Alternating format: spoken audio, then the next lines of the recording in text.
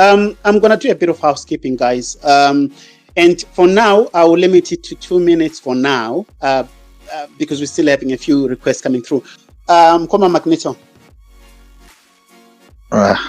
Thank you, everyone. Thank you, everybody. For me, I think the Chinese, to be honest, they are not as good as we see them. And the problem we are having in Zimbabwe is the politics.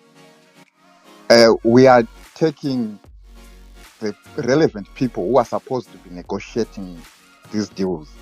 They've been blanked out. And there is now one office which gives everything, it doesn't even negotiate, it just gives, which is the president's office.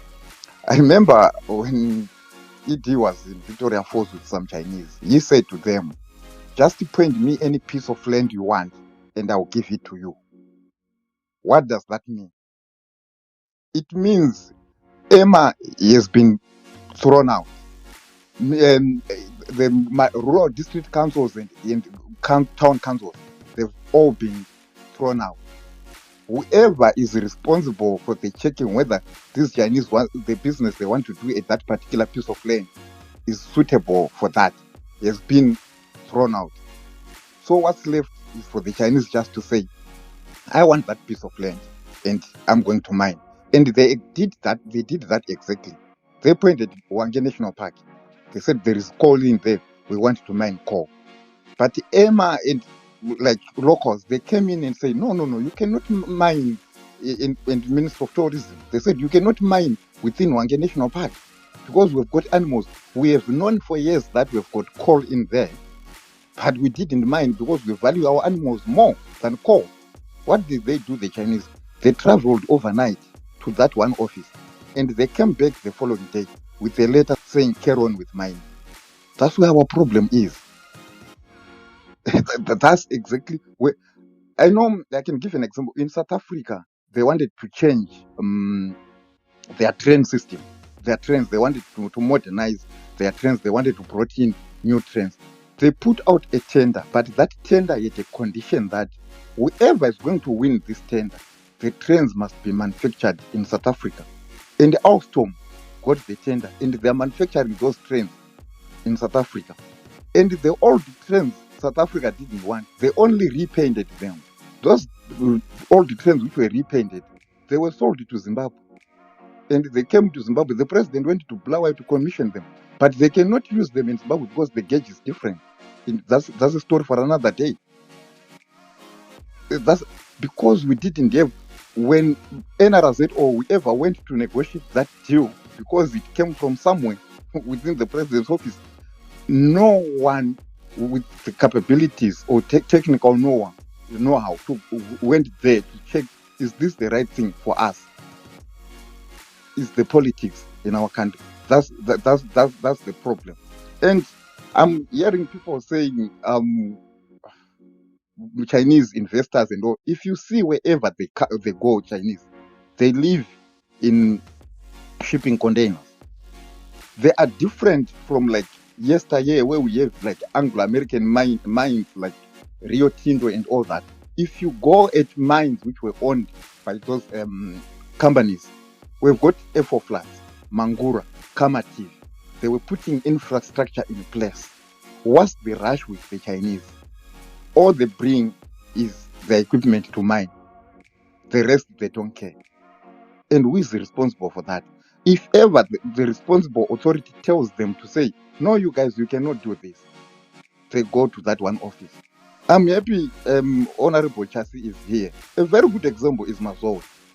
We have got a law in Zimbabwe which says you are not supposed to use equipment, mining equipment when you are mining in riverbed. It has to be made manual. But go to Mazowe River now. On top of that, that area is sacred. Mazowe River, Mazowe Dam, Mazowe Mountain. But what are the Chinese doing? They don't care. The problem is the politics.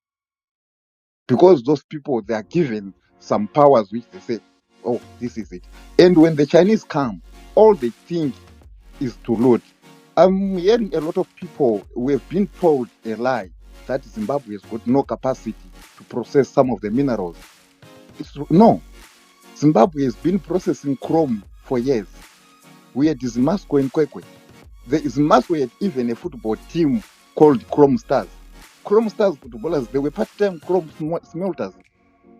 But now, do you know the Chinese who are at Selu, halfway between Norton and Chebutu, they are buying chrome ore Kumakoro from like these artisanal miners for $60 a ton, and they take that chrome ore to China.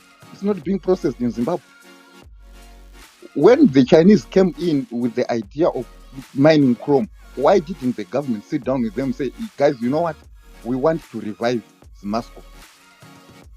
Before you start anything new, let's revive Zimasco. We gave Manise. They say, okay, why didn't we say to the Chinese, before you start anything at Manise, we want to revive Zisco still. But because the Chinese, they want something that of their own, which they manage and which helps them to loot. And the parliament, guys, there is nothing for free. That parliament is not for free. And Zimbabwe is being held and is going to be held to ransom because of that parliament. You would see what we're going to give away in exchange for that parliament. It's an arm and a leg. I want to give you another example, which happened in the DRC. When Kabila came into power, the Chinese came to him. I want to show if politics is involved in the doing of deals. The Chinese said, you know what, Kabila, we want to invest $9 billion. And Kabila, he didn't even blink. Within a split of a second, he had signed. But when that document went to the officials in the mining industry, they realized the Chinese had prepared this document. In return, they had given themselves mining consortiums and they were going to harvest minerals worth $73 billion, a profit of $66 billion. But Kabila had just signed within a split of a second saying this is investment. The same thing is happening in Zimbabwe. Honestly, the problem is the politics. Another example where the politics came in, there is a tower company in Norton, just after, if you're coming from Harare, just after Chiwero River. They got the land for free. Norton Town Council and EMA came in saying, no, it's a wetland. You cannot put up structures in there.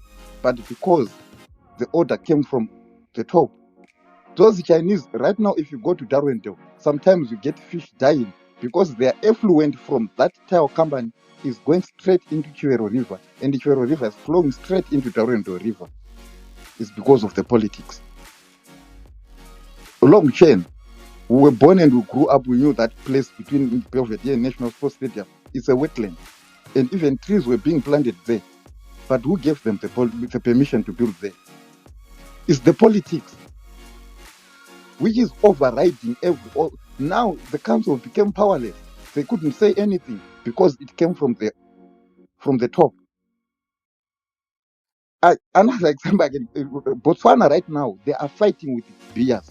They are saying for years we have been taking our diamonds. Now, because the diamonds which were being mined in Botswana was taking 25%. The bears taking 75%. But now Botswana is saying, guys, that has to stop. We have to go 50-50. Imagine if Botswana is saying we want to go 50-50 with the De Beers. What is Zimbabwe getting from the Chinese? That's the problem in our country, is the politics. So the problem with the Chinese, I don't blame the Chinese. They are doing what they are doing because we are allowing them to do whatever they are doing. And the problem in our country is the politics, which is taking over everything. And giving someone a mining deal, it's not something you just go and say, I've signed an MOU, so okay, you come and mine. Guys, those things, they need time, relevant people reading and signing, going through those documents. How we are going to mine, where you are going to mine. No one can can tell the Chinese what to do. In Mutogo, they even ended up telling the villagers, you don't have title deeds to your land. It's the politics. That's the problem in our country. Thank you. For now, I'm a neutral as a co-host. Right. Co-host, over to you. we are living the reality today. And the policy missteps are happening now. They're happening within this dispensation. One of the things that is very important for us to note, my dear colleagues, is this, that we tend to I think the psychologists call it projecting. We think our problem is far from us. It's over there with someone or something else. When in actual reality, that problem is well within our ambit to attend to. So, Kanachiti Susu, countries on this earth that we are on have used singular minerals or singular endowments to transition their economies for generations. There is absolutely no reason why Zimbabwe, with one mineral, never mind the fact that we have many, with lithium on its own, if there's a clear, strategic, transparent plan that every person who is a technocrat, every person who is a business person, every person who is an influencer, regardless of which side you are on, if we were to sit around a table and craft a plan on how we actually move forward with this and transition our economy, that plan can come out well and can be implemented and can be executed. It's not an issue that is in the past generation. It's not an issue that is a policy that is historical. Even if it is, we have the capacity to change those things now. We need to learn to take responsibility as Zimbabweans. Thank you, Ireland. Thanks. Yeah, Dr. Admire, you've been listening to all these submissions. What's your take on it? Thanks. Thank you for the mic. This is quite an emotive topic, and I'm happy. I was expecting it to be more heated, and I'm thankful to all the listeners, participants that were dealing with this with a cool head. Now, having said that, at some point, we should then come to say, okay, this is where we are. What do we do from here going forward? Because this debate will be nothing if it's just pointing the errors and looking at it from a historical perspective and not addressing how we take it forward. Because at the end of the day, it seems we are all passionate because we want the best for Zimbabwe and we notice the potential that we have. So from that perspective, perhaps maybe before I finish, I want to hear from other speakers. What are the suggestions? Because at the end of the day, we are pointing out the errors, which most of us are not even disputing. Before the mic gets back to me, maybe if host can, or if you finance can, maybe ask from other fellow participants in this debate, how do we extricate ourselves from the situation that we find ourselves in, regardless who has put us there in the first place? Ireland. Oh, thank you so much, Dr. Admire. What I like in terms of, the tranquility in which we are hosting the space, I hope it remains like that. We maintain the decorum. I suppose those that know the way I host my spaces, I don't like commotion. It riles me up.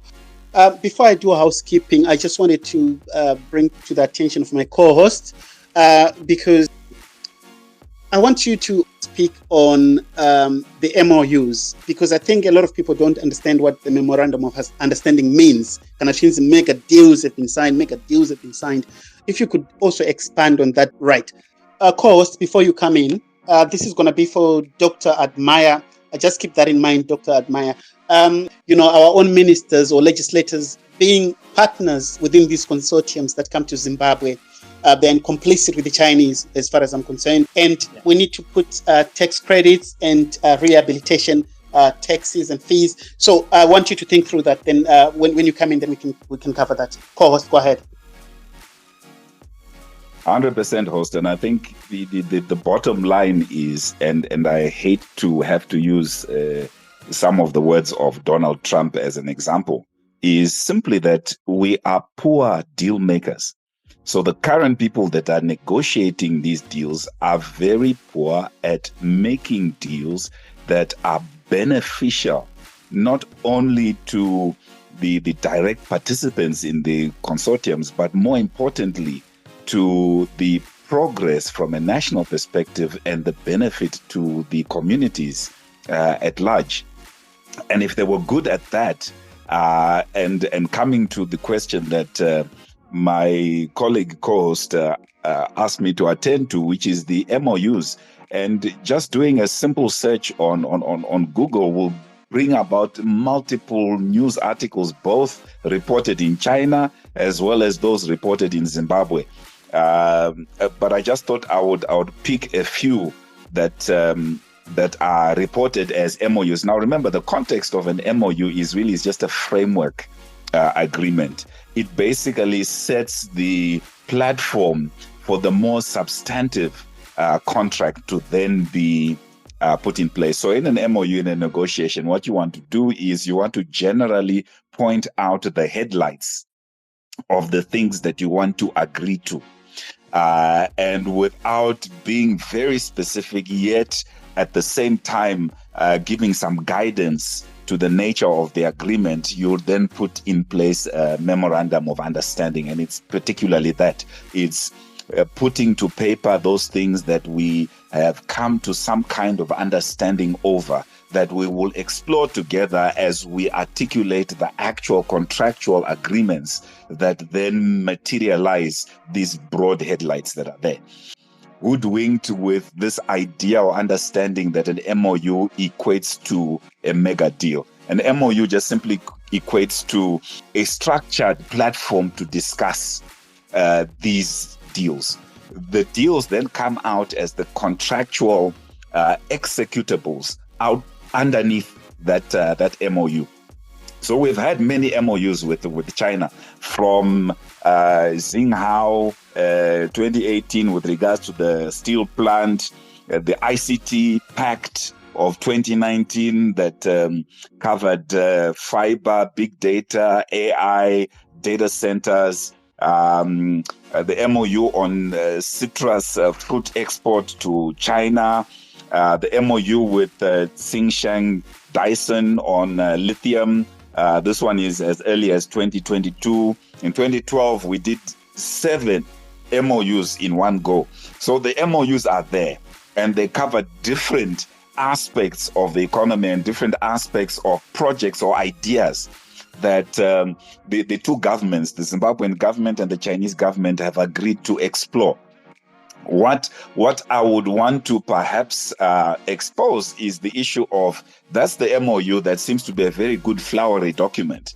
The reality at the end of the day is the contractual landing of the executables underneath that MOU and what we're actually seeing play out. And I think the speakers have given very good and clear examples of where things have literally fallen off the rails with regards to the quality of what is being done.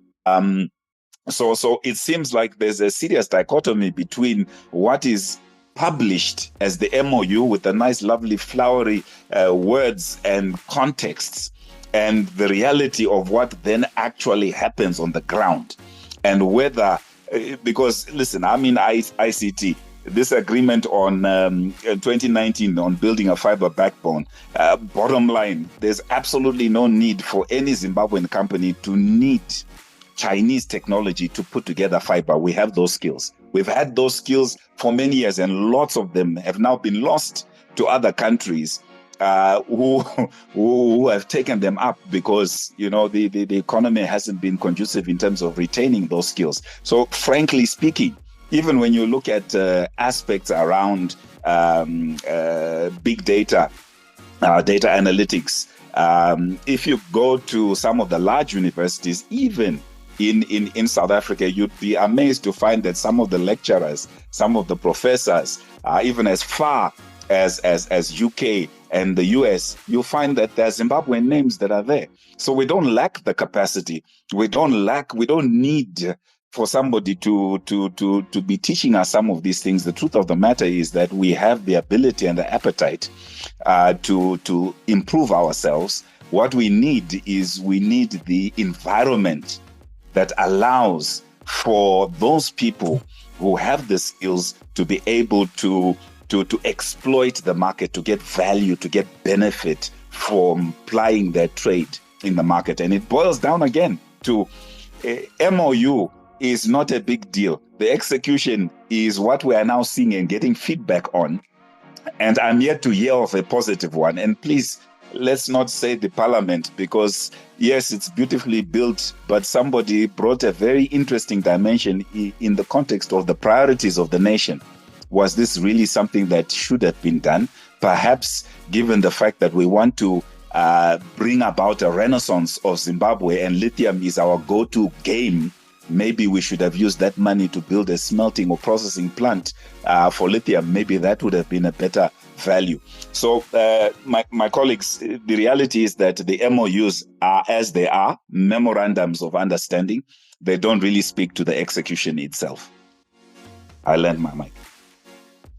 Perfect, because there's always confusion. There are blurred lines where people don't understand what a memorandum of understanding is and what it entails. So hence people are always frustrated that, oh, but you said you signed mega deals. Where are the mega deals? So I think you've explained it with so much, grace.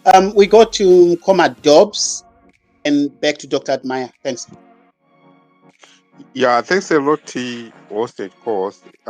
It's an important topic, but the biggest problem we have as a nation, we don't have a trade policy which protects us as the citizens of Zimbabwe. It gives advantage to those who come, like the Chinese.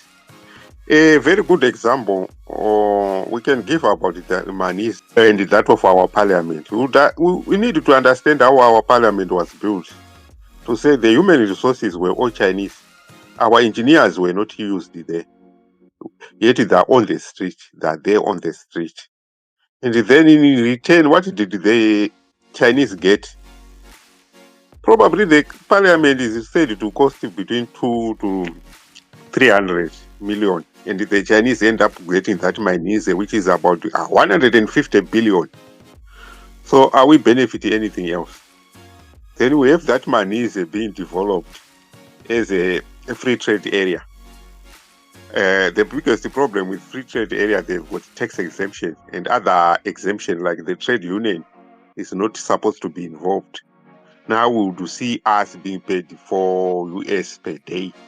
And it's not just an ordinary day, a long day. And we work there like slaves and so forth. So we are not benefiting with those Chinese do because of our own trade policies. And we don't have anybody protecting us.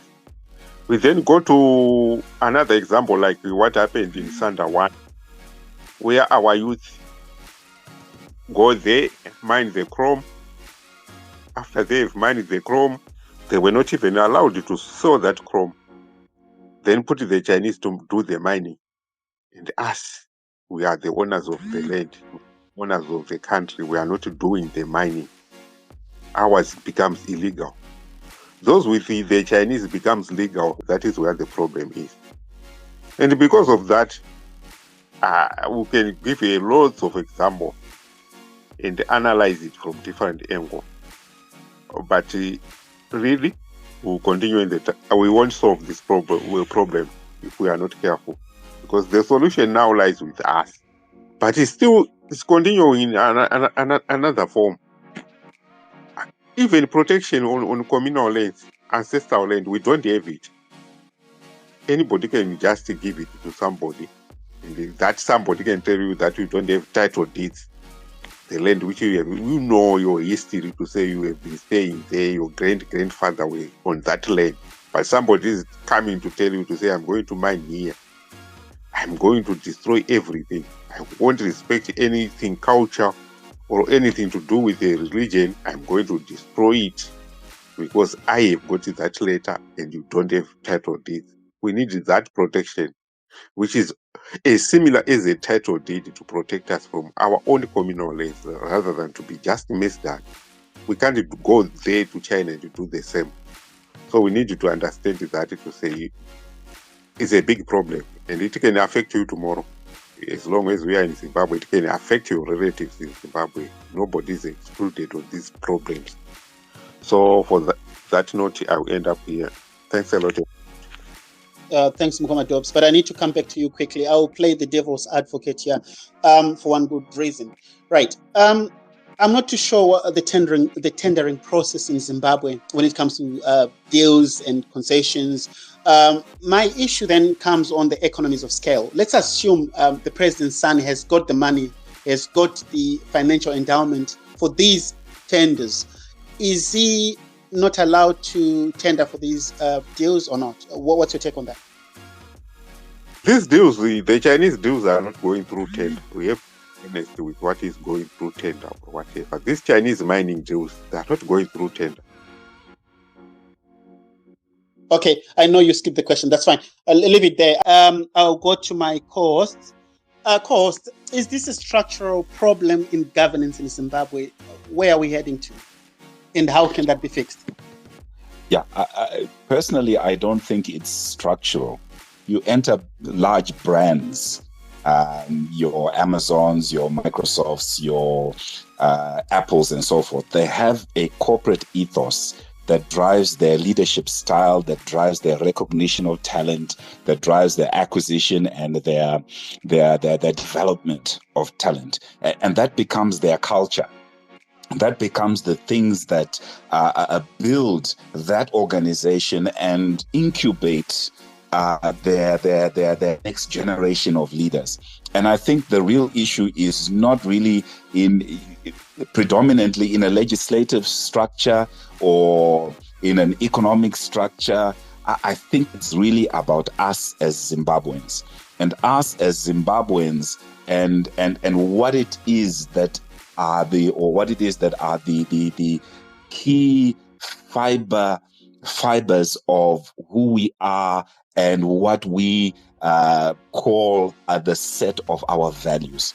Even the idea of being able to say, let's set aside our containers that we call parties. Let's set aside our containers that we call our politics and our interpretation of that, and put centrally Zimbabwe and say, what is it logically, objectively, without the perspectives of this is what my party stands for. Just pause every other political paradigm for a minute and let's focus on our country. And just making that step alone as Zimbabweans is proving quite a bit of a challenge. And so to me, it's not about the structure of Zimbabwe. It's not about the structure of the economy. It's not about the legal framework, because the legal framework will always, express itself based on what we feel as the people. And the issue, Ipo, is that you can have somebody stick to the party line to the hurt of the country. You can have somebody stick to the party line to the hurt of the future of the country, to the hurt of the generations. So all I'm saying is that we need to step up in our individual spaces. You need to bring the quality and competence of the fact that you wear a citizenry called Zimbabwe. And it has to be greater than the standard that the party line tries to feed you. You got to see things much bigger than that. Surely you have to have a mindset that says that I want for the progress of my country, and I want for the progress of my people. And my point is, it doesn't abdicate, or it doesn't give you the right to abdicate your responsibility to structure a deal well. Perfect. Thanks, co-host. Right. I'm going to go to Dr. Admire. I think I posed a few questions earlier on, so I'm not too sure if you're still privy to them. If not, I can reiterate, but I suppose you still have them. Like before, please, you can spell them out again. Perfect. Right. It was to do with, there are a few, I think one speaker, I think it was Takawira, who spoke about the fact that the consortiums that are in Zimbabwe, particularly in mining, are in partnership with some of our legislators. Then we spoke about regulation. He spoke about regulation, government regulation that's lacking. And he also spoke about special economic zones, the intricacies of it all. Are you able to unpack it for us? And also, the counterintuitive aspect of, our legislators partnering these consortiums. Go ahead. Thanks. Yes. Thank you for the mic, and thank you everyone for participating. Before I tackle what you just brought before me now, I want to bring to the fore the point that I stated earlier, which was about, in fact, it's you who stated it, and I had to expand on it, about technology transfer. I remember in that point that I brought there, I said there should be some joint ventures. Maybe to do justice to that point, full disclosure, I had to check on it. I had to check on some of my research to find how best this can be tackled. And I found out 4 more to make a total of 5 around the topic of technology transfer. And this is within the ambit of the topic that we're discussing today, which is Chinese and Zimbabwe economy in Zim economy and politics. Because we're dealing with the Chinese, regardless how we view them, it's a matter of fact that they are technologically superior to not only us, but to about maybe 98, 99% of the world. So in dealing with them, it will be folly of us to only accept the materials and the services without necessarily clamoring for their knowledge as well. Hence, we speak of this technology transfer. Now, on the 4 points over and above the joint ventures, the licensing being a second one. We could have in each and every one of our agreements, be it MOUs or actual contracts, we should be striving to have some form of technology transfer in whatever way we're dealing with the Chinese, because over time we should be looking at our dealings with them in a manner that at some point we should be weaned off and be self-sufficient. And then from that point on, we're beneficiating our own resources ourselves and proliferating them to the world. Not only in this relationship where we are receiving continuously. There's no way we'll be looking forward and having this relationship where it's perpetually us begging for things. So one of the ways to win ourselves off is to have this technology transfer. So I spoke of joint ventures where we are a company, a Zimbabwean based, hopefully, is learning from these Chinese as they implement, as they process, as they transfer, as they build, whatever they're doing in that project. So in joint venture, the second one is licensing, where we actually work under patents, where this company in Zimbabwe gets to use technological know-how under license, and usually this is paid for. But I would want to believe it's money well spent.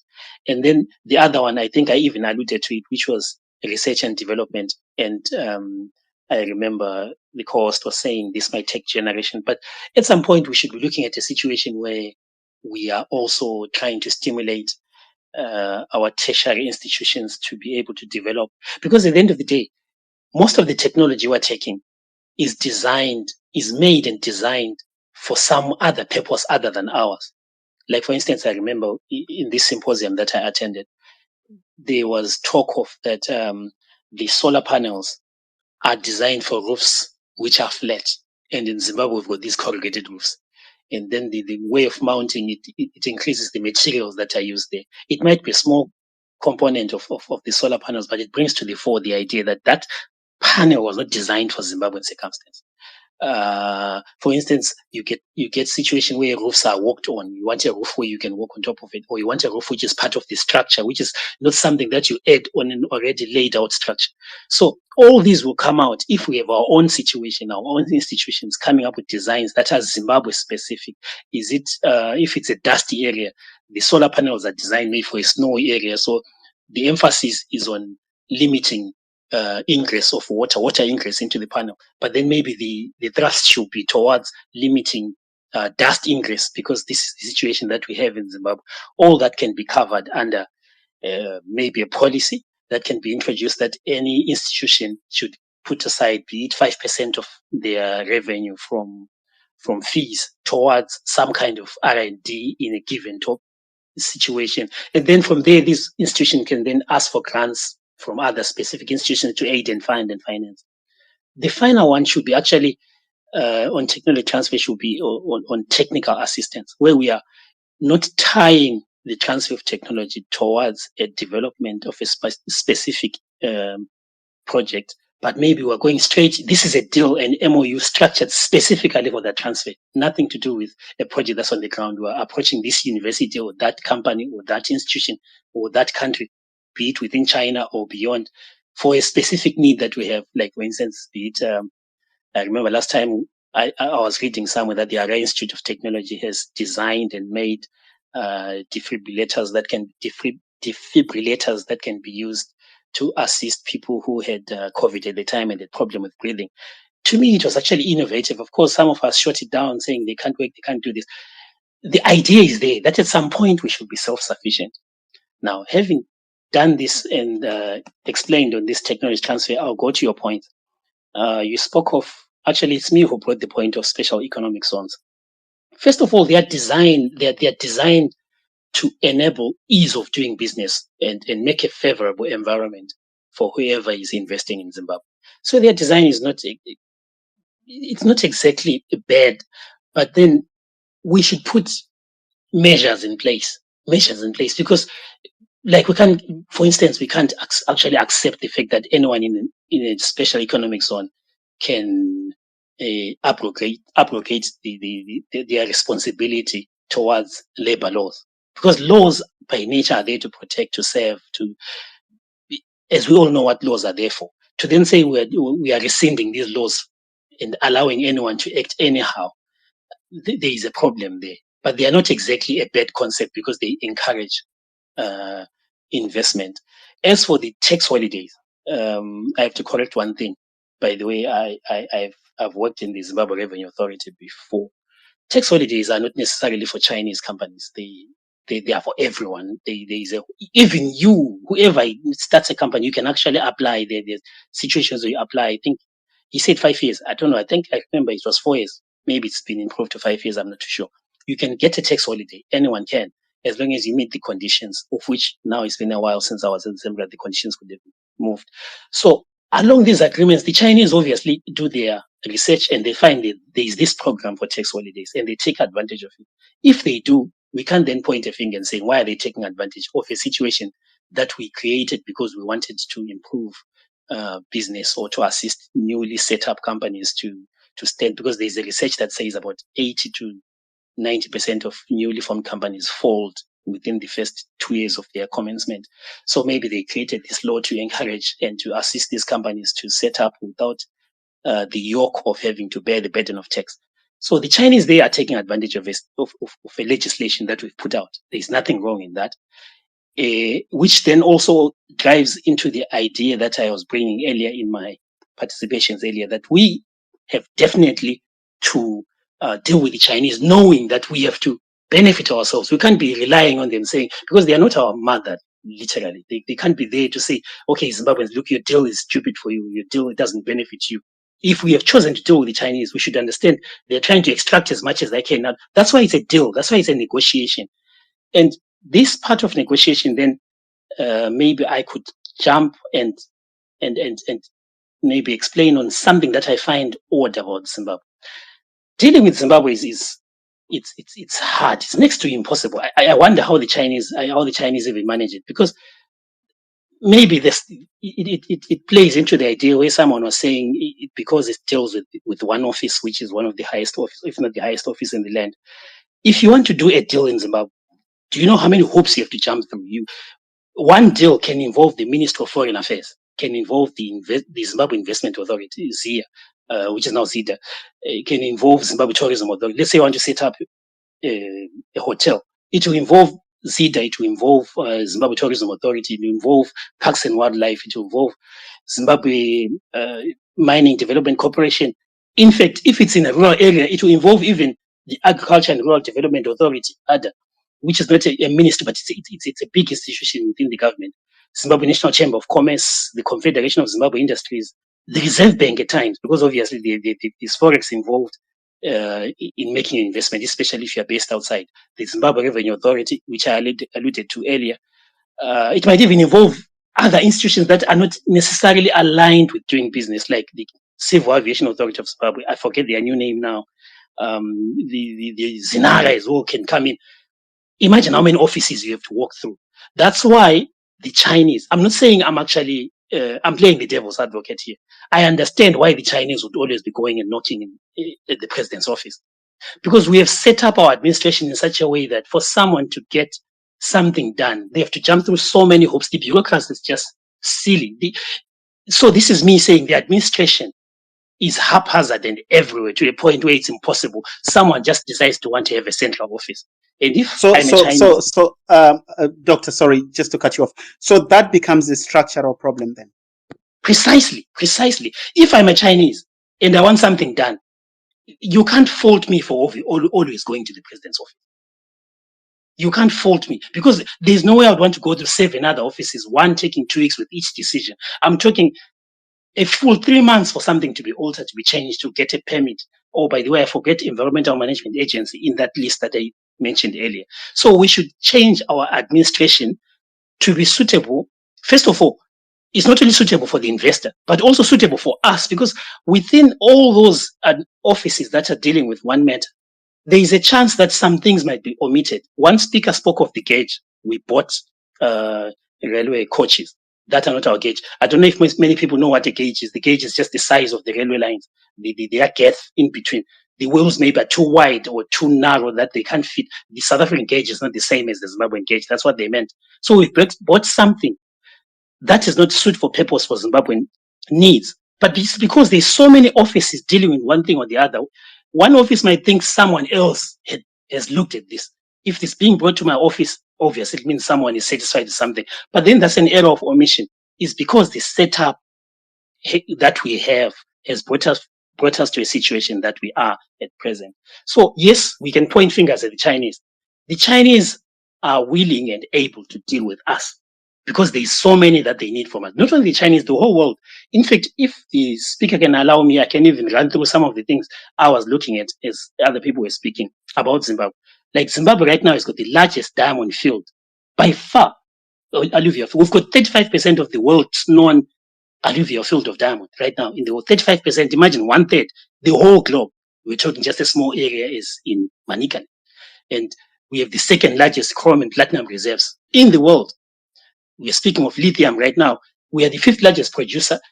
And as I spoke earlier about the satellite wanting to map and check the resources, no one is actually aware how much lithium we have, but we are being rumored as having above the top 5 in the world of lithium.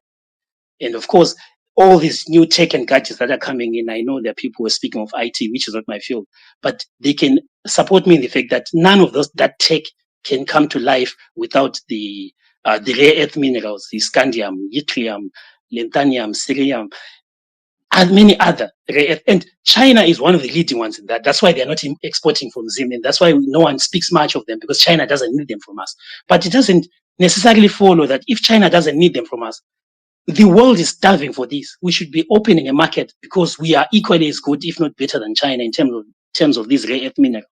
We don't hear of them because most likely they are also coming out as form of ore combined with other minerals as they go out. Someone takes chromium and chromium is coming out with, for instance, terbium. Terbium is a rare earth mineral on its own minuscule amounts are worth way more than the whole chrome that someone has bought. And for that reason, someone might even be buying the chrome, not for the needs of the chrome themselves, but for the needs of this rare earth mineral. We have technologists enough to check all these things, but they're being banned from one office to the next. And this is what Zimbabwe is endowed with. We are at a vantage point, and we definitely need to exploit that position and make Zimbabwe be one of the best countries in the world. There's a reason why we have the biggest US embassy there in Iraq. There's a reason why the Chinese have such a presence in Zimbabwe. There's a reason. And these are some of the reasons that I'm putting across to everyone. And maybe I could yield a bit before coming up to my recommendations that I have on how we can best take this, maybe to allow others to speak. If there's no one, I can continue. Okay, I've got 2 other speakers, but before you land, I don't know if you skipped this by omission or by design, not too sure. It was to do with the partnership of legislators with these consortiums. I wanted your take on that, please. I felt it's going to be political, and maybe I do not have the wherewithal to be discussing this. But what I can tell you is, if we speak of rich people in Zimbabwe, well, it's not by coincidence. Most of the wealthy people who can afford these things happen to be linked to or actually operating in the government of Zimbabwe. So when these deals come through, as they say, information is power. The first people to hear about these deals are the people close to the deals.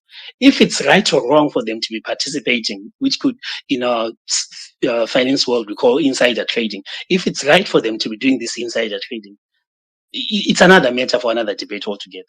But what then it means is the moment you become a person involved in a deal, your interests turn from being national to being personal.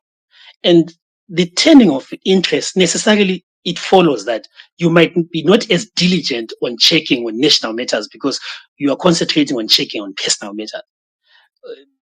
If that's right or wrong, maybe someone else will take it from there, but that's my take on it.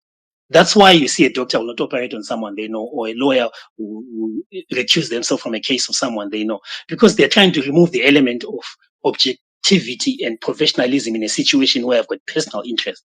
So perhaps maybe if someone is to have involvement in national projects, then perhaps, this is my suggestion, they should be abdicating from a position where they are also advocating for or on behalf of some. For instance, I'll tell you that how is it normal that for up to now, the royalties paid for Chrome are 2% to the nation? You're contributing 2% of royalty. 2%. Botswana is complaining and trying to kick out De Beers for 20%.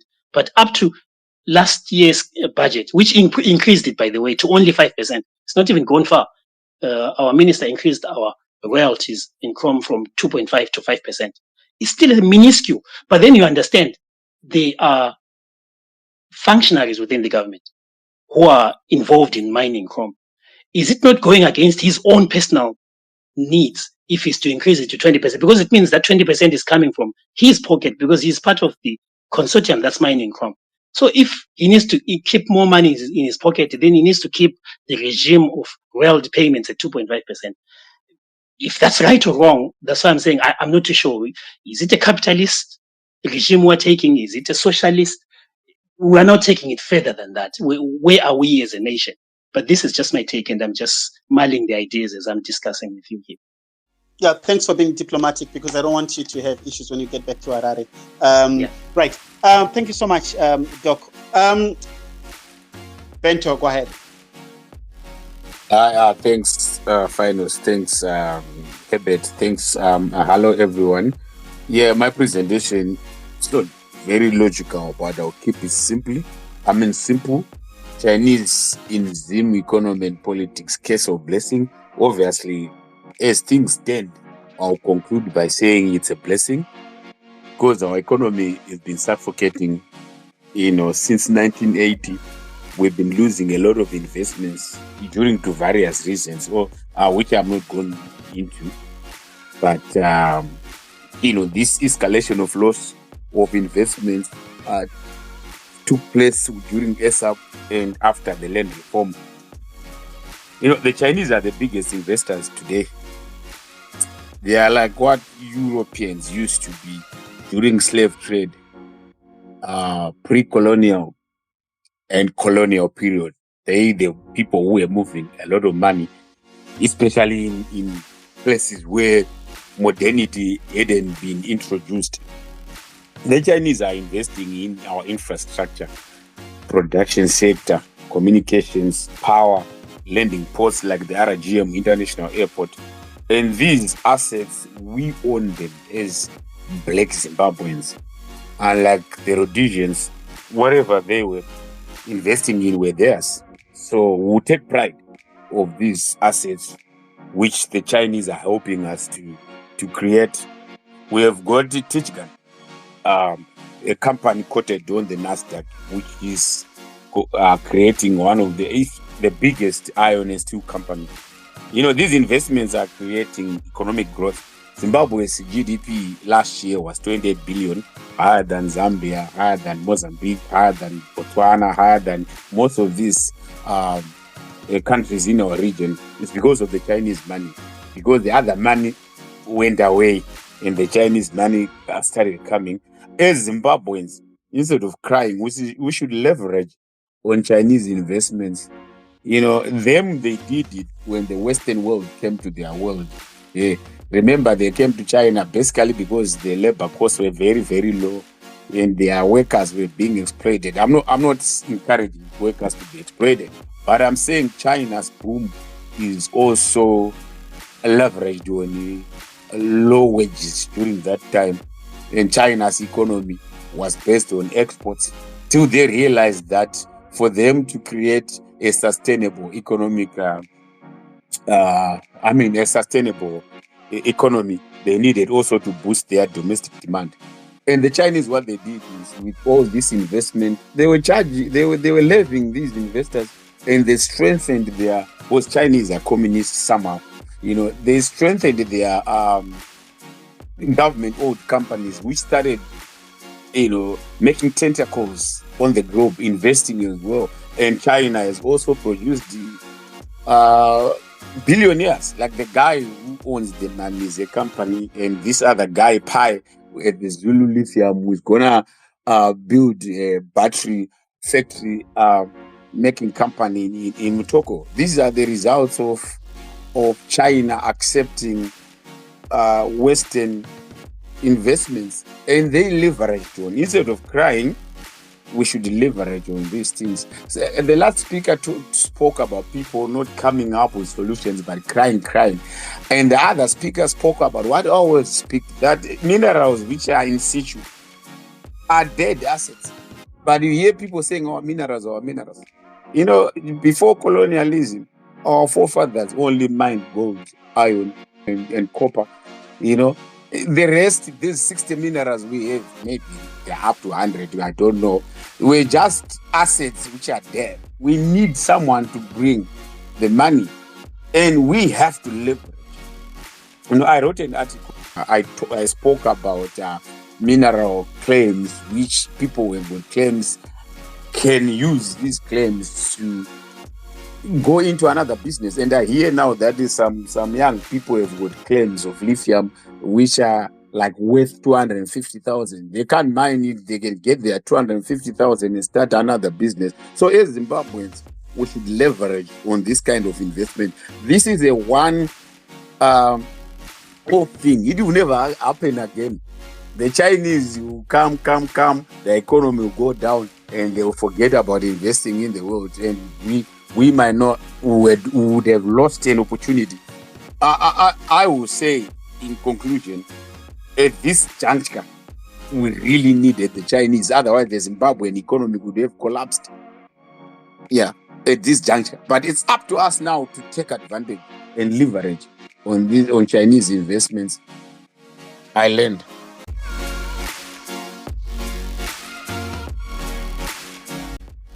Thank you, my brother Bento. It's always good to hear from a different perspective. I don't know, is it Zimbabwe or Takawira coming next? What did I say? Okay. Takawira. Okay. If it's Takawira, Bento says, stop with the sob stories. Get on with it. We need to leverage. Chinese are good for Zimbabwe. Go ahead. Okay, yeah, no, I hear what Bento said, which to one way it makes sense, but I wanted to attack it from another angle. What we are saying is, I'm not saying Chinese are bad, because Chinese don't develop laws, don't set up the administrative structure of our country. We are to blame, right? Our government, policymakers, they are to blame.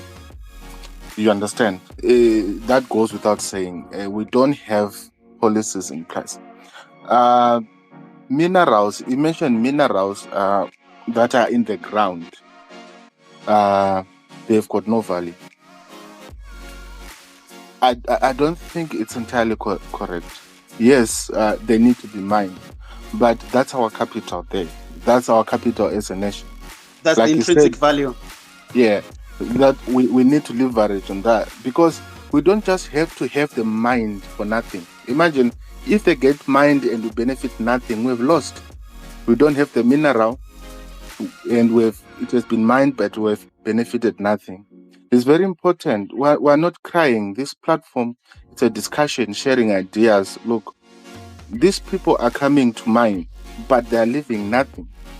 Then we have to look at our policies. And most of them now, these deals are coming through the presidential office. there could be name dropping there. The president is coming from higher office. The junior office who's supposed to do the due diligence and ensure everything has been complied with. The pressure, the indirect pressure that comes with handling a document that's coming direct from the top. We all know, there's no due diligence that's going to happen there. So that's one flaw in the process. There's a speaker who spoke about tax breaks being there. Yes, they're part of our law. So people who exploit such loopholes, because there has to be someone. The tax breaks, they have to be given to wealthy people. Any investor who comes to Zimbabwe wanting to invest, they should be having money. They should not. We should not give them any tax break. You understand? We have to benefit from this mineral. That's my view. How we leverage on it. Like you were saying, we don't speak solution. That's my solution. If Anjing is coming to Marange to mine diamonds, we've got 35% as mentioned, alluvial diamonds. But go to Marange. Would you tell anyone there is 35% alluvial diamond in Marange? There's nothing but a Shaolin temple that has been left there. You understand? So what do we do as a country? We have to put in place requirements. So you say we've got money, otherwise we can keep our diamonds. They're ours. We can keep them until such a time when we can actually mine them and make profit and develop our country. The issue of investment, we have to be serious. The issue of investment is not having it for the sake of it. It has to benefit the country. The GDP that we talk about, there's movement, there's what? It has to be seen in the lifestyle of the people. The people around, go to people around Manidze. If they're benefiting from that through procurement preferences, through business opportunity, yes, we clap hands. But if they're not benefiting anything, then we have to speak. No, this is not good. Go to Mutoko.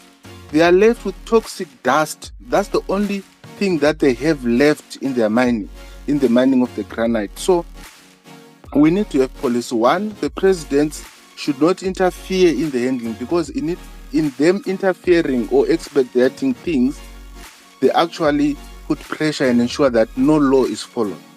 Right.